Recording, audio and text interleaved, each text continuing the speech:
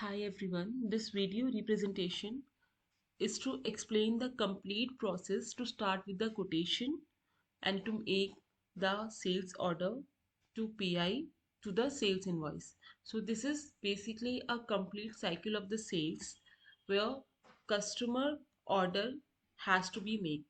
First, we will start with the quotation process. In the quotation process, let's suppose we have making the quotation for the domestic, so both have the same process of the domestic and export as well. Expect except some currency values and INR values. So first we will start with the quotation domestic. To add the quotation, we need to click on this add quotation. If we are adding the bulk quotation, so we need to click on this bulk quotation. So we have both the option to make the sales order and to make other orders, other process as well. First we need to make the quotation, and once we click on this add quotation, we will redirect to the quotation page where new quotation we have to make. First is very important to select the customer name for whom we are making the quotation.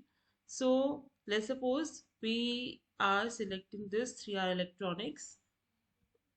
So once we will select this customer name based on the these data, customer data, some fields has been pre-filled, and then there are some fields that we need to add. So when data has been fetched automatically based on the customer, then we need to add some of the information like terms of sale, terms of freight, mode of transport, department, and all the information. Once we have filled all this information, then we need to move below. It is very important to select either the quotation we are making is based on discount and scheme, or either on products. Or products also we have the information of direct and other option as well. So let's suppose this is based on products. So below category and all this information we need to select, and if it is based on discount and scheme, then we need to mention the MRP list and discount and scheme that we have been made on this price management master. So let's suppose we have selected this products, and based on that, from the direct we have to select the product name. Once we select this product name, we need to mention quantity, rate, discount as well. So once we have add this both of the product details, if you have multiple products you can add multiple products as well. So once user will add this information, then need to click on the save button. Once it will save, the quotation has been made, and then it will be showing in the listing page. So, and once we redirect to this listing page, it is very important to note down two things before moving to the sales order. First is quotation number that we have to select on that particular sales order. So that's why all the information will be prefetched at the time of sales order. So that means let's suppose this quotation number is 160, and it is important to note the valid up to. So it is already a previous date that has been expired now. So we have to mention the validity that has been long lasting, so we can um so when we are adding the sales order, so quotation has been visible that time. So we have this valid up to. We can increase this valid up to date to this 31st of December and save. Now we can move to the sales order. So we need once we click on the sales order, and to add the sales order, click on this add button. So let's suppose for the same customer we are making the sales order, that we have made the quotation first. So we need to select this customer name.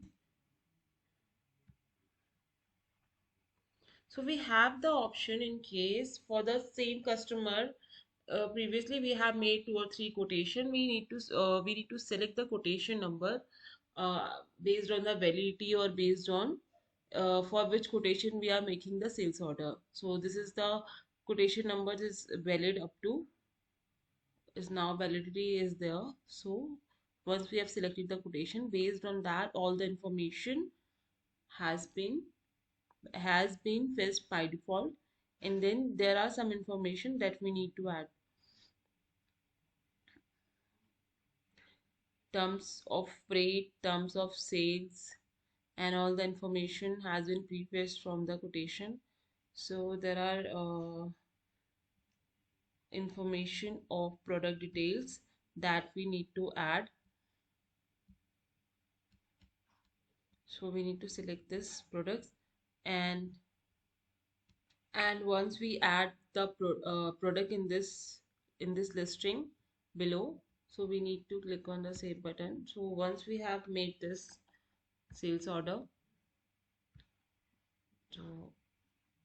so after filling all the information, then we can save,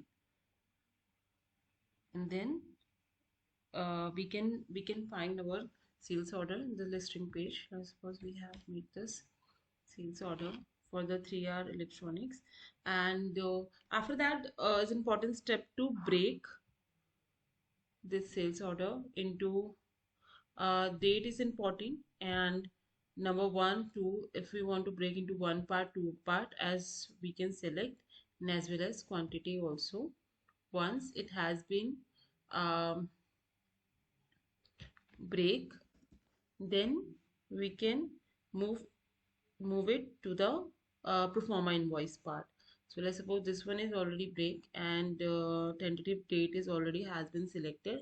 Then we can move to this to the pro forma invoice part, and then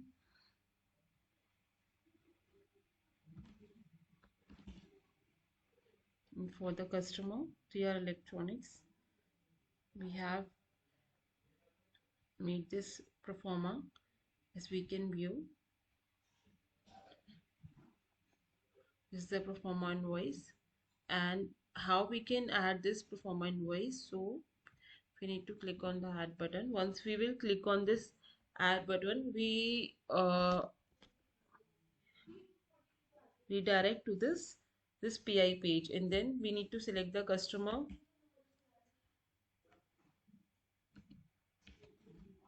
3R electronics, and the particular customer indent number, sales order number is important to be selected. So on based on that customer indent number or sales order number, we got all the information prefaced, and then